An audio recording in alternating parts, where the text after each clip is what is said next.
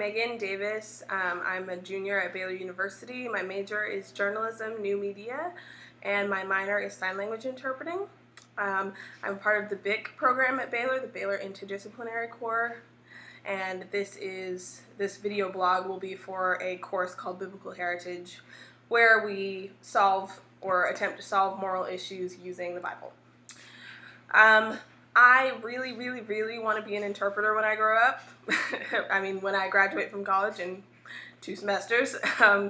I really empathize with the hearing disabled community, with the deaf community. There are over 360,000 deaf people in Texas alone, and that's from a study from Gallaudet, the biggest deaf university in the United States, and the oldest.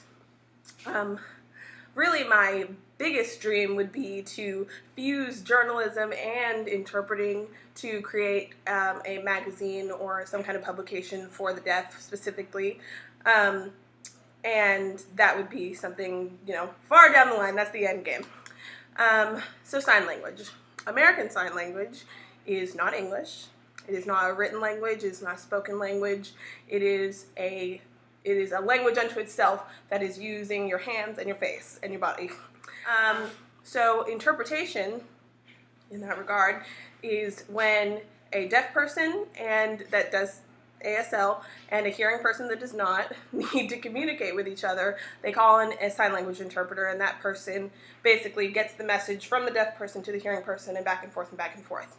And that happens in 100 different ways. It sort of manifests itself in all kinds of different ways, from the doctor's office to the prison system to counseling, etc. Deaf people need everything that hearing people need, so it kind of happens everywhere.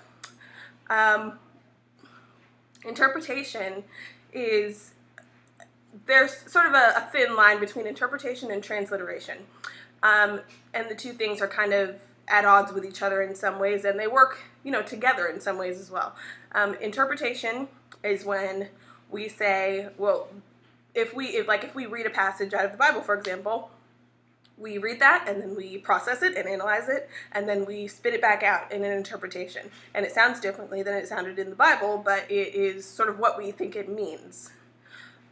Transliteration, on the other hand, would be reading a passage out of the Bible and spitting it back out exactly how it was in the Bible. So if I'm going to sign something to a person, if I hear the hearing person say something to me, I'm signing exactly what they said, and that's not going to manifest itself in American Sign Language. That would be transliteration, and it's basically coded English. But like if a hearing person says something to me that I need to tell to a deaf person, if they say something that maybe includes something that really only hearing people say, like idioms and maybe a joke that really wouldn't make sense in sign language, then we interpret it to make it sound to get the right reaction out of the deaf person, and that is discussed a lot in my book, Sign Language Interpreting, Deconstructing the Myth of Neutrality by Melanie Metzger. This is a study on mainly medical interpreting, medical interviews and medical appointments, and it's all about the myth of neutrality, which we'll discuss later.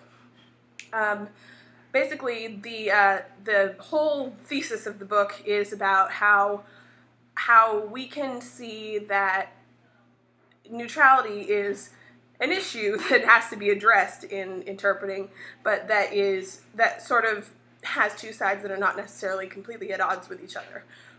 So, so in the book, Ms. Metzger talks a lot about like let's say a doctor has maybe motivations that are not necessarily honest, and they are trying to get maybe a hearing person or a deaf person to buy something or to get a procedure or to continue to come back to that doctor. If they are saying something that we can tell as hearing people as dishonest, through different cues, body language, etc., then is it our responsibility to translate that, to interpret that to the deaf person? And there's a lot of different situations like that, and that was maybe a bad example, but that's kind of what we're dealing with here in the book, and the study is all about medical interpreting, and how when an interpreter comes into a medical office for an exam or something like that, an interview, their presence changes